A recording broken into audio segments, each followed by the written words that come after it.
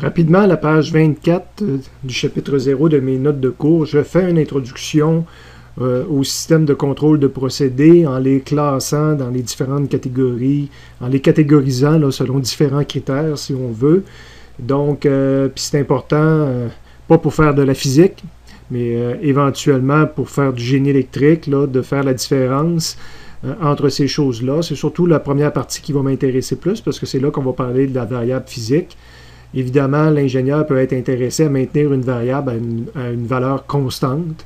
Exemple, la température d'un réservoir, puis idéalement, on veut que malgré que l'environnement extérieur change, que la température extérieure change, qu'il y a des perturbations qui arrivent, des choses qui s'ajoutent ou qui se retirent du réservoir, on aimerait ça que le réservoir soit toujours à la même température. Là, on est en train de faire de la régulation et il y a des lois physiques et des concepts de génie électrique qui s'appliquent particulièrement à ça. Donc, vous avez des cours de régulation. On peut vouloir que notre variable de procédé suive une trajectoire particulière. On va parler souvent, les physiciens, de projectiles, de trajectoires, calculs pour réussir à tirer un projectile à l'endroit exact où ce qu'on le veut. Donc, les gens qui faisaient des missiles, les recherches qui ont commencé pour faire de la balistique, c'est tout dans ce domaine-là. Évidemment, l'industriel, on va parler plus de robotique. Dire qu'un bras, je veux qu'il suive telle trajectoire dans l'espace, un bras robotisé. Les cerveaux mécanistes font appel au même grand concept, le contrôle numérique également, les follow-up systems ou en français les asservissements.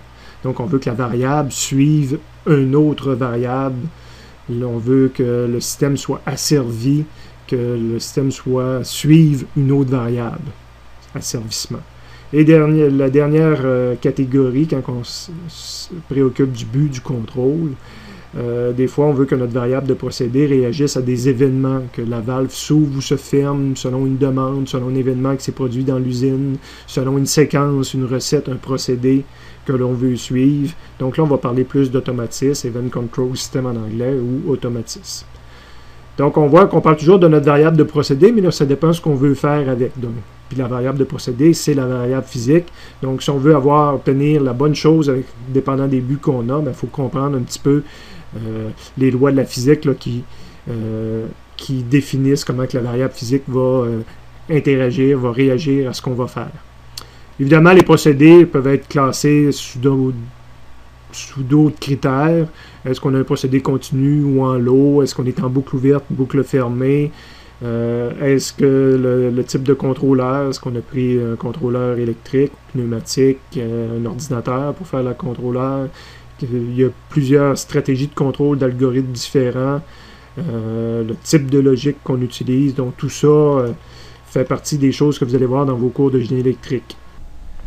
À la page 25 de mon chapitre 0 dans mes notes de cours, on focus encore un petit peu plus sur la classification des systèmes de contrôle de procédés, mais en fonction du but du contrôle, la première division qu'on avait faite à la page précédente, là, entre régulation, asservissement et automatisme, pour voir à quel endroit que le physicien se reconnaît là-dedans. Au niveau régulation, quand on veut maintenir une variable à une valeur fixe, l'équation de base d'un PID pour proportionnel intégral différentiel, contrôle proportionnel intégral différentiel. Donc, l'équation de base qui est programmée à l'intérieur de tout contrôleur de type PID, ça éveille le physicien. Il y a l'intégrale, il y a la dérivée, on dérive une entrée qui est une grandeur physique, etc.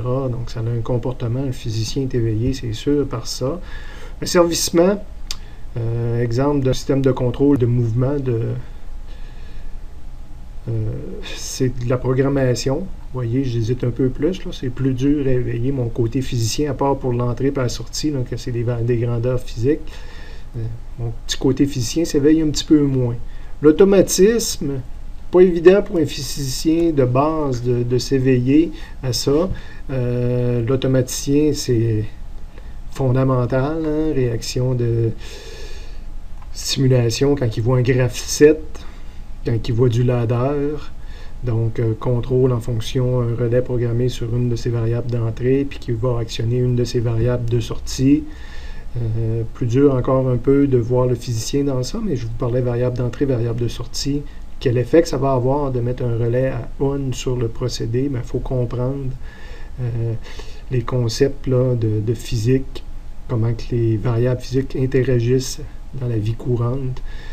C'est pour l'ingénieur, pour le technicien peut-être un petit peu moins, mais pour l'ingénieur, évidemment, de comprendre comment ça va réagir à l'extérieur de son programme, c'est très important.